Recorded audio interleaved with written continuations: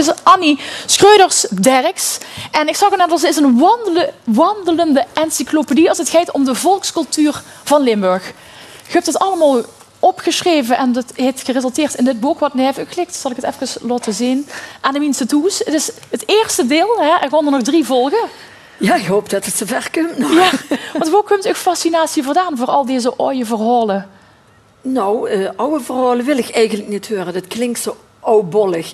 Maar het is gewoon een verzameling van tradities en gebruiken en alles wat met onszelf te maken heeft. We doen dingen elke dag zo vanzelf spreken en we staan er niet bij stil dat het ergens vandaan komt. En we vragen ons ook niet af waarom dat we dingen doen.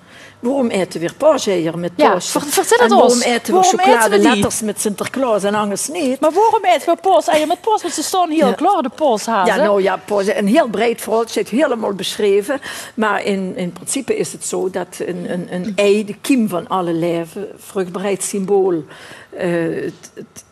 de nu leven, lentegevoel, dat de basis is van dat eiergebeuren met Pasen. En na een sobere, vaste tijd, waar heel veel zaken verboden worden, geen snoep.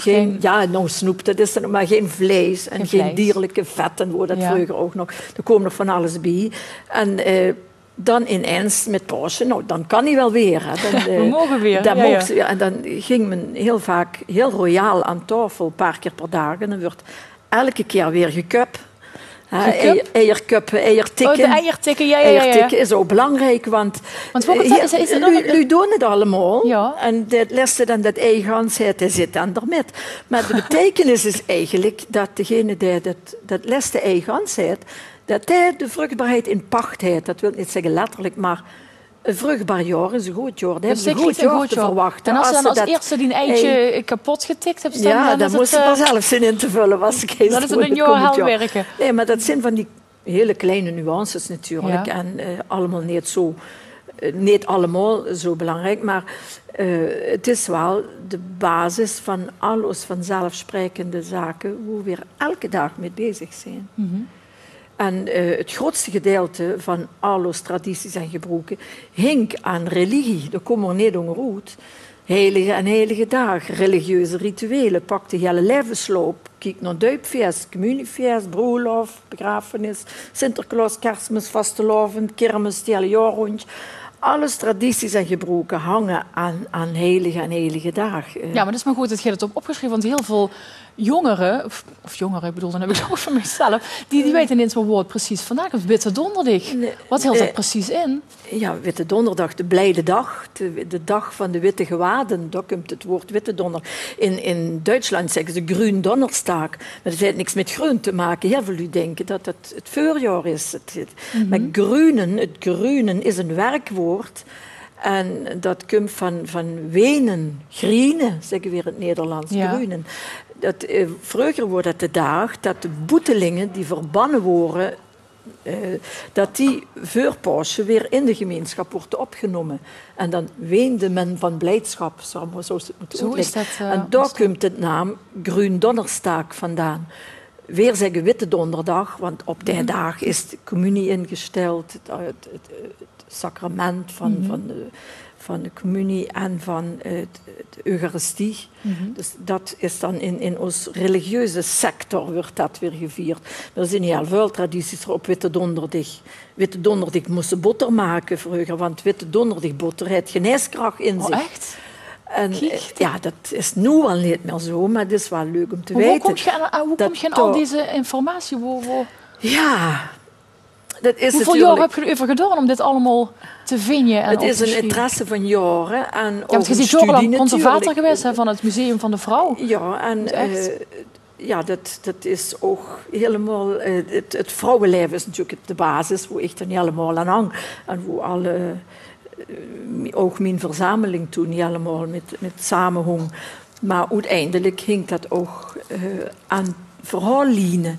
En één verhaallijn is de levensloop en één verhaallijn is de jaarkranstradities. Dus hoe ze een duidelijk verhaal aan kunnen ophangen. Want ik vind het heel belangrijk om niet zomaar allemaal losse flodders te vertellen of te zeggen, maar ook dat dat in een context staat, dat dat in een lijn staat, in een verhaal. Ja. Ja, want dit is inderdaad het begin. Het eerste boek begint bij maart, hè? Dat loopt tot en met mei. Dit is het lente, het heeft ook het kleurje ervoor. Ja, ook het groene. Lente, dit is maart, april, mei. Ja. Ja, en dan hoop ik dat heel gauw nog juni, juli, augustus. En dan, dat is zomer, herfst en winter nog gaan volgen. Ja. Ze zouden nog drie delen achteraan moeten. Ja, want het zit vol met mooie foto's, je bitprentjes ook, hè? Voorwerpen ook, foto's van voorwerpen. Ja, want een heel bijzonder voorwerp deze week vind ik dan weer de Calvari-fles. Noord-Nederland maakt scheepjes in de fles. In Zuid-Nederland, dat weet je niet, daar maakten we Calvaris in flessen gemaakt. Dus het hele lijdensverhaal zou ze aan de hand van die fles kunnen vertellen. Dat is een heel specifieke volkskunst.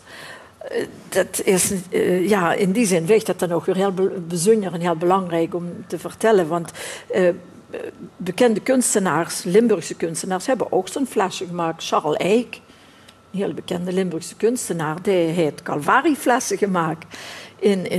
In tegenstelling met de Noord-Nederlandse scheepjes in de fles.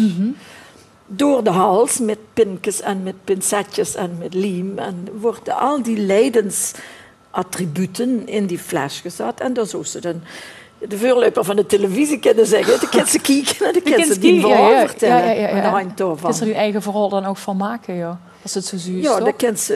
En wie meer poppenkast dat erin zit, wie spannender die verhaal is natuurlijk. Ja, het is een prachtig boek. Het eerste deel. Er volgen er dus nog 3 jaar. Ik zag er nog veel werk. Hè? Ja. Wat vind je zelf het meest opmerkelijke? Hoe het eerste boek? Het meest bijzondere? Ik kan nog niet het meest bijzondere uithalen. Als ik te denken, als ik ermee bezig ben, vind ik het op zich allemaal weer bijzonder. Ja, leuk en bekend nu nog is natuurlijk Communiefeesten in Limburg. Ja. Het theater van de hoogste plank, dat is natuurlijk heel erg leuk. Dat bestaat nog altijd. En er wordt nu wel eens gezegd, maar wat maken ze een poppenkast en een theater van die communiefeesten. Maar als ze van 1,5 eeuw communiefoto's neveneen leks, dan zie ze dat er in principe niks in veranderd is. Men heeft altijd veel moeite gedaan om dat kind op die dag maar zo chic in het schoonste kleedje te zetten. Ja. Of dat nu arm of rijk is, dat zie ze dan wel. Maar men heeft toch altijd ontzettend veel moeite gedaan. In de oorlog bijvoorbeeld, dat ze niks houden. Er wordt kleedjes gemaakt van gardinen en van lakens en van parachutestof. En er zijn zelfs verhalen bekend van jongskes die kostuumjes kregen die maar voor 1 dag kosten van een soort papier. Wordt voor 1 dag een kostuumje gemaakt. Ja, dat vind ik dan geweldig leuk. Ja, ik heb het gisteren gepresenteerd hè, in de boekwinkel. De mooiste boekwinkel van Nederland in Maastricht. De Selectus. Ja, 1 april, dachten mensen dat het een grap was? Het is geen aprilgrapje, dat hebben wel sommigen jullie gedacht. Maar dat was niet, want daar heb ik ook nog iets over geschreven, over 1 april. Ook over ja, natuurlijk. En elke dag van het hele jaar is erin vermeld. Met wat voor een heilige die dag zit en wat er eventueel voor tradities en gebroken zijn. Kun je heel kort nog iets over 1 april vertellen? 1 april, ja, dat hinkt niet aan één verhaal. Er zijn verschillende visies. Want er wordt wel eens in Nederland gezegd, 1 april, dat hinkt aan de bril. Hè? De Alva verloor zijn bril. Maar er zijn actes en verhalen gevonden die veel ouder zijn. Dus dat kent al niet. En er zijn verhalen uit de 15e, 14e eeuw al, hoe dat 1 april gebeuren is opgehangen. De ene zei dat hing in de Romeinse tijd, wie de verandering van kalender is gekomen. En de andere zei het weer. Maar geen verhaal klopt ervan. En dat vind ik dan juist het leukste. Ik heb ze wel allemaal op een rijtje gezet. Dus, dat en nog veel meer verhalen van Annie Schreurs-Dirks in de hele Santekrom. Dank je wel dat je hier wordt.